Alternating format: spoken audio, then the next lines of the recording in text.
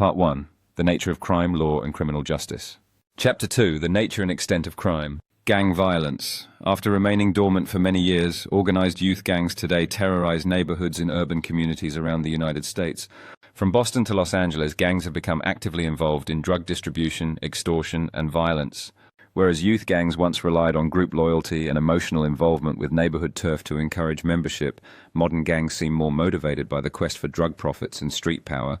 It is common for drug cliques to form within gangs or for established drug dealers to make use of gangbangers for protection and distribution services. As a consequence, gang-related killings have become so commonplace that the term gang homicide is now recognized as a separate and unique category of criminal behavior. At one time, gang activity was restricted to the nation's largest cities, especially Philadelphia, New York, Detroit, Los Angeles, and Chicago. These cities still have large gang populations, but today, smaller and medium-sized cities such as Cleveland and Columbus, Ohio, and Milwaukee, Wisconsin, have also been the locus of gang activity.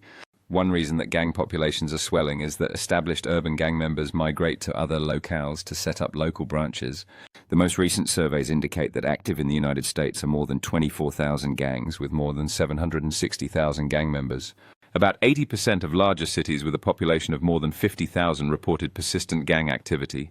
Towns, 28%, and rural areas, 12%, are less likely to experience gangs.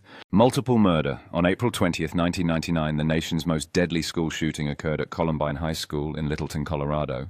Two heavily armed students, Eric Harris, 18, and Dylan Klebold, 17, members of a secretive student group called the Trenchcoat Mafia, went on a shooting spree that claimed the lives of 12 students and one teacher and wounded 24 others, many seriously, as police SWAT, Special Weapons and Tactics teams, closed in.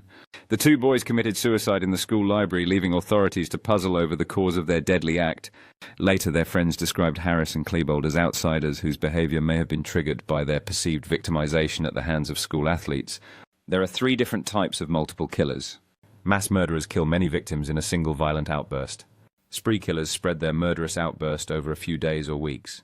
Serial killers kill over a long period of time, but typically assume a normal identity between murders. Mass murderers such as Harris and Klebold, serial killers such as Jeffrey Dahmer of Milwaukee, and spree killers such as John Allen Muhammad, the DC sniper, have become familiar to the US public. The threat of the unknown, random, and deranged assailant has become a part of modern reality.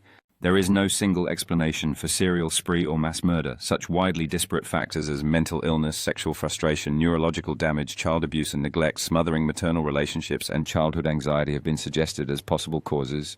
However, most experts view multiple murderers as sociopaths who from early childhood demonstrate bizarre behavior such as torturing animals, enjoy killing, are immune to their victims' suffering, and bask in the media limelight when caught.